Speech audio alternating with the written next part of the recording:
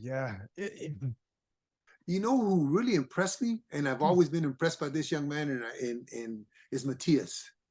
Man, that guy is a buzzsaw. I don't know how that, He like, fights my style. He fights the way I like to see my fighters fight, man. He I went feel like forward. that's a missed opportunity by the promoters there. They have Absolutely. a Puerto Rican Spanish speaking fighter Superstar. that Superstar. has Puerto Ricans are such a rabid fan base for boxing, and they have this guy here that in the last 5 fights he's made everyone quit in their stool, and they haven't, it's difficult to promote him, Right. you Well, know. I went to see the fight at a friend of mine's house, and there was maybe 6 people there, 5 or 6 people. And everyone was talking about Ergashoff throwing all these punches at the beginning, and I says, But he looked good in the look at the beginning. punches. But look He, at the punches. yeah, Look I at the know. punches. They're pity pat. Matias gonna wait until he wears down. It's like Garcia when he fought Dorticos. You just let them burn out their wick and burn out, and before you know it, you're hitting them with shots that you can hit them with. And when Matias hit him, it shook him. Every punch that he hit him with, he really snapped his head back, or he hit him to the body, and you could see the difference in the sound. You can hear the difference in the sound, and you can see the difference in the reaction from Ergashoff. Ergashoff had a great amateur career, but Matias is something special as far as punching power. Yeah, they say that Teo's the number one at 140. They say hey, the winner between Regis and Devin's going to be the number one at 140. Do you see Matias as like the He's the real? king. He's the Yeah, at king. 140. Yeah, he's the Yeah, king. At least right now, anyway. There was a young man from England. What was his name? Josh Taylor. yeah. Who wasn't bad. I don't know what he's doing now, but at He's one at point he was. 47 now. He moved Oh, up. he's at 47. Okay. Yeah, Yeah, I think Matias right now hurts a lot of the 35 pounders moving up, as in Teofimo, as in Ryan Garcia, as in Devin Haney. If they move up to 100, he hurts them. Yes, they're going to hit him just like Ergashoff did early, but it's a 12-round fight. yeah. Difficult fight. Let me throw this at you, David. David, I would say David. No, let me throw this at you, Abel. Those guys though, a lot bigger than Ergashev. Teo, a lot bigger puncher than Ergashev. Ryan, a lot bigger puncher than Ergashev. Yeah, until they get hit. Not bigger puncher than Matias. No. Not bigger puncher than Matias. Matias is going to take some shots. If Matias can stay upright, and that's what I said when we're watching the fight, is Matias can stay upright for 3 or 4 rounds, he's going to figure this guy out. He's going to allow him to burn out a little bit. He's going to time him. He's going to see what his tendencies are. He's going to see what his favorite positions are. And once he figures that out, he's going to methodically beat him down. And exactly what he did. Once he caught him with a good shot, he knew he had him. So if there was this like mythical tournament that had Haney, Prograis, Teo, Ryan, and Subriel, and they all fought, you would pick Subriel to be the last man standing? Matias is the last man standing. Second would be probably Haney. Then I would say Lopez and Garcia. Wow. Dang, you think that highly of Subriel, huh? Absolutely. Absolutely. What is he? What is he? Who did he lose to? He has one loss. Yes, I'm not sure who it is, to be honest. I'd have to go and look it up. But yeah, he has one loss, but he's been on one hell of a. He just wears you down. Yeah. He just methodically. Well, the last 5 guys he's made quit. Yeah, he just he's not hitting you with knockout punches. He's just hitting you, and he's got such heavy sledgehammer hands that everywhere he hits you, he's going to hurt you.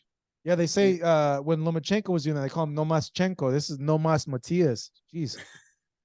Man. Yeah, he's unbelievable. In my opinion, he's a very good fighter, and not only that, he's a 140 pound king right now.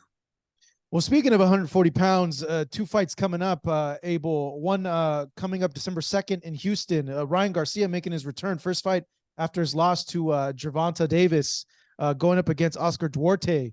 What do you make of that matchup, Abel? Is this a good opponent for Ryan? Will it test him? It's a good opponent. The kid's got a lot of fights. Duarte, he's not on the level. He's got a lot of fights, but not on the level that they should be to fight a young man like Garcia. Garcia's got a lot of talent. Garcia's got a lot of amateurs still in him. I don't know who Garcia's going to be trained by for this fight because he's no longer with Joe Goosen, I don't think. He's with Derek James. He's been with Derek James. Oh, Derek James. Okay. Yeah, ever since the loss to Gervonta. Okay, that's another move that I think, just like I said about Munguia, you go to a camp where there's a lot of very, very good fighters, and it all rubs off, man. It just rubs off, and you want to be just as good as they are.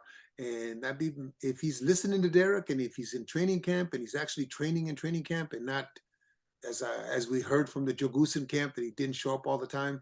If he's actually in training camp, I think that's going to benefit him. I think he'll be a better fighter. Derek will make improvements on it. Yeah, Ryan has been saying in interviews that he's motivated, as most motivated as ever, that he's not leaving any stones unturned, and that he's just so much more dedicated now. So yeah, there's a lot of expectation on that when he's saying that. Oh, he said that before. He said that in the Goosen camp. I think he really means it though this time. Okay, I hope so for his sake. I really hope so, because he's not a bad fighter. He's a good draw. He's good for boxing. He's a good-looking kid. Let's just hope that he allows Derek to mold him and to teach him, and he pays attention to the guys in the gym and how hard they're working. Sometimes when you're the big dog in the gym, you think that that's all you got to do. All of a sudden, you get yourself around a bunch of very, very good fighters, and what you're doing is not really half of what you need to do. So let's hope he pays attention and he improves. But what's it? Oscar Duarte, is that the kid's name that he's fighting? Yeah, he's just not on the level of Garcia. Garcia's a good puncher, and Duarte will give him a little hard time because maybe a little more experience. But Ryan should beat him. Yeah, we caught up with Teofimo Lopez, and he said that he's not going to fight Ryan. Like they were setting that fight up, and he said, "Hey, I declined the fight. It's not enough money." Yeah, that's a good way to say that's a little tough fight. Not enough money. It's a tough fight for Teofimo. Tough fight for both. Yeah, well, it's just a tougher fight for Teofimo because I think Ryan's got a bigger punch.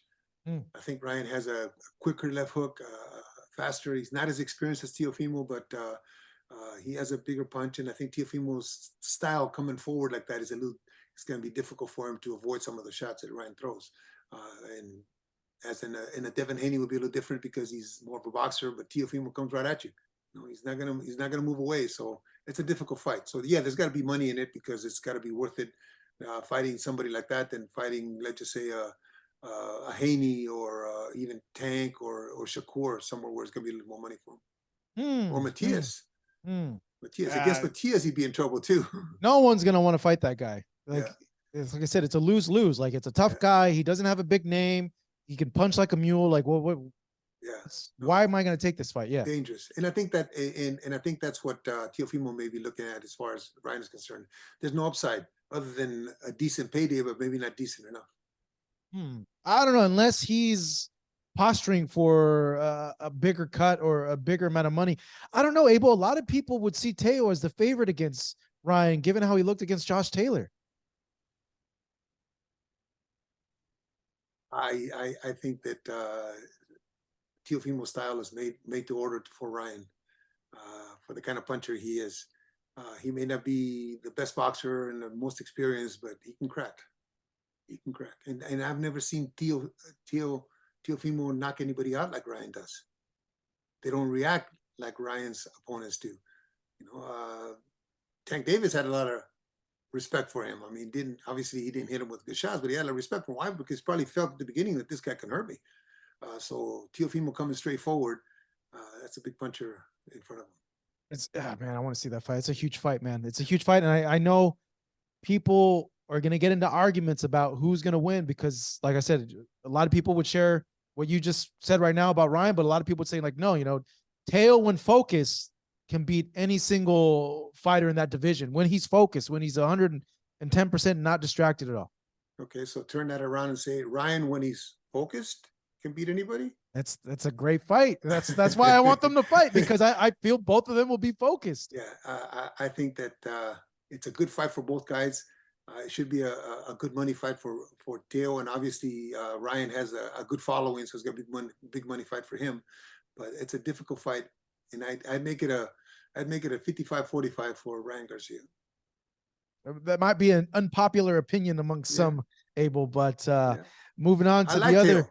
Listen, I like Teo. Yeah, I really like Teo. I just think he's got a bigger punch in front of him, and I don't think he can get 100% focus. I think he's got a lot of baggage with him, a lot of stuff that's happening around his world that distracts him and that makes him not be 100%.